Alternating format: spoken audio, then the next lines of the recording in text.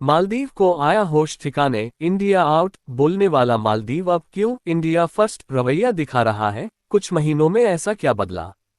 चीन के लिए झुकाव रखने वाले मोहम्मद मुइज्जू के मालदीव का राष्ट्रपति बनते ही भारत से उसके रिश्ते बिगड़ने लगे थे। लेकिन अब माजरा बदला हुआ है। मुइज्जू न केवल आभार जता रहे हैं, बल्कि विदेश मंत्री एस जयशंकर के दौरे के दौरान मालदीव में उनकी जमकर खातिरदारी भी हुई। तो क्या मालदीव को भारत की कीमत समझ आ चुकी है? मालदीव ने कुछ महीनों पहले ही इंडिया आउट कैंपेन चलाया था। यहां तक कि उसके मंत्री सोशल मीडिया पर भारत के खिलाफ उलझुल कमेंट्स भी कर रहे थे। माना जा रहा था कि बदले हुए इन तेवरों के पीछे मौजूदा सरकार की प्रो चाइना नीति थी। लेकिन अब इस द्वीप देश का रवैया दोबारा नरम पड़ा है। वो भारत के करीब आने की कोशिश में है। तो क्या चीन से उसका मोहभंग हो गया, या फिर भारत उसे ज्यादा जरूरी लग रहा है? यहां समझिए, मौजूदा सरकार के बदले थे मिजाज। नवंबर 2023 में मुइज्जू ने राष्ट्रपति पद संभालते ही इंडिया आउट कैंपेन शुरू कर दिया। वे अपने देश में मौजूद भारतीय सैनिकों के छोटे से समूह को वापस भेजने पर तुले हुए थे, जो उन्हीं की मदद के लिए वहां थे। ये अकेली घटना नहीं। वहां के 3 मंत्रियों ने सोशल प्लेटफॉर्म एक्स पर प्रधानमंत्री नरेंद्र मोदी के लक्षद्वीप दौरे को लेकर आपत्तिजनक टिप्पणी कर दी थी। भारत की आपत्ति के बाद भले ही इस पर लीपापोती की गई, लेकिन ये बात साफ हो गई कि मालदीव फिलहाल भारत से दूरी रखना चाहता है। भारत पर निर्भरता कम करने की कोशिश दिखी। इस देश की इकोनॉमी भारत पर टिकी हुई है। इसमें टूरिज्म ही नहीं, कई और पहलू भी हैं। जैसे साल 2021 में भारत उसके सबसे बड़े व्यापारिक भागीदारों में से एक हो गया। मालदीव से हम स्क्रैप धातुएं लेते हैं, जबकि बदले में इंजीनियरिंग और औद्योगिक उत्पाद जैसे फार्मास्यूटिकल्स, रडार उपकरण, रॉक बोल्डर, सीमेंट निर्यात करते हैं। इसमें कृषि उत्पाद जैसे चावल, मसाले, फल, सब्जियां और पोल्ट्री उत्पाद भी शामिल हैं। मुइज्जू सरकार ने दूसरे देशों से सामानों का लेन देन शुरू कर दिया, लेकिन दूरी ज्यादा होने की वजह से आयात भी काफी महंगा पड़ने लगा।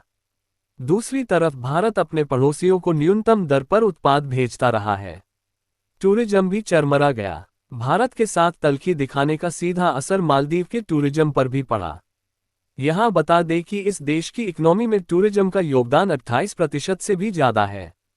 साल 2022 में यहां आने वाले भारतीय सैलानियों की संख्या लगभग 3 लाख हो गई, जो कुल पर्यटन का 14.4% थी। खुद यहां की मिनिस्ट्री ऑफ टूरिज्म ने माना था कि उनकी इकोनॉमिक ग्रोथ में भारतीय टूरिस्ट्स की अहम भूमिका रही। भारत से रुखाई दिखाने का असर इस पहलू पर भी पड़ा। भारत के लिए क्यों जरूरी मालदीव? ये द्वीप देश हिंद महासागर में मेन शिपिंग लेन के बगल में स्थित है। ये लेन चीन, जापान और भारत जैसे देशों को ऊर्जा आपूर्ति पक्की करता है। चीन ने समुद्री डकैती विरोधी अभियानों के नाम पर कुछ सालों पहले हिंद महासागर में आदन की खाड़ी तक अपने नौसैनिक जहाज भेजने शुरू कर दिए थे। इसके बाद से ही भारत के लिए मालदीव का महत्व और बढ़ गया। अगर वो इससे चूकता है तो सुरक्षा पर संकट आ सकता है। गिले शिकवे मिटाने की पहल दिख रही। आर्थिक झटके खाने के बीच मालदीव ने अपनी रणनीति बदल दी। पिछले महीने ही अपने स्वतंत्रता दिवस के मौके पर मुइज्जू ने भारत का जिक्र करते हुए उससे धन्यवाद किया। असल में भारत ने मालदीव को न केवल बड़ा कर्ज दिया है, बल्कि कर्ज वापसी के लिए भारी भरकम शर्तें नहीं रख दी। उन्होंने यूके के साथ मुक्त व्यापार समझौते का उल्लेख करते हुए आने वाले वक्त में भारत के साथ भी इस तरह के समझौते की उम्मीद जताई। कुल मिलाकर मुइज्जू सरकार के नए रवैये में इंडिया आउट की बजाय इंडिया फर्स्ट की झलक दिख रही है। इस समय विदेश मंत्री के मालदीव दौरे के क्या है मायने? कुछ समय पहले मुइज्जू पीएम नरेंद्र मोदी के शपथ ग्रहण के समय भारत आए थे। इसके बाद रिश्तों में जमी बर्फ पिघलती लगी। माना जा रहा है कि विदेश मंत्री एस जयशंकर का मालदीव दौरा भी बातचीत को दोबारा शुरू करने की कवायद का ही हिस्सा है। विदेश मंत्री मालदीव की सबसे बड़ी जल एवं स्वच्छता प्रोजेक्ट के उद्घाटन के मौके पर गए थे, जिसमें भारत ने लगभग $11 करोड़ की मदद की थी। जयशंकर ने मालदीव में यूपीआई से पेमेंट शुरू करने के समझौते पर हस्ताक्षर किया। साथ ही आपसी रिश्ते मजबूत करने के लिए कई मुद्दों पर बातचीत हुई। इस दौरान मुइज्जू ने भारत को अपने सबसे करीबी सहयोगियों में बताते हुए मौजूदा सरकार का आभार जताया। उनकी तरफ से सोशल मीडिया एक्स पर भी इस तरह की पोस्ट की गई। क्या चीन की कर्ज नीति से घबराया मालदीव? चीन और भारत के कर्ज देने के तरीकों में भी खासा फर्क है, जो इस देश की समझ में आ चुका लगता है। बीजिंग वैसे तो भारी भरकम कर्ज देता है, लेकिन इसकी शर्तें काफी कड़ी होती हैं। यहां तक कि देश अगर वक्त पर ऋण चुकाने में सफल न हो तो उनकी प्रॉपर्टी पर चीन का कंट्रोल हो सकता है, जैसे श्रीलंका के हम्बनटोटा बंदरगाह के साथ हुआ। भारत की कर्ज नीति ज्यादा फ्लेक्सिबल है, जिसमें ब्याज भी न्यूनतम रहता है। नेबरहुड फर्स्ट के तहत भारत लगभग सभी पड़ोसियों के साथ ऐसा करता रहा।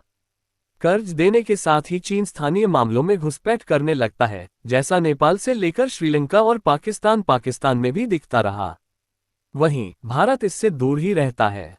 इसके अलावा चीन ज्यादातर इंफ्रास्ट्रक्चर पर पैसे देने की बात करता है, जबकि भारत आमतौर पर कर्ज देने वाले देश पर यह फैसला छोड़ता रहा। ऐसे ही देश और दुनिया की खबरों के लिए सी चैनल को सब्सक्राइब करें। धन्यवाद।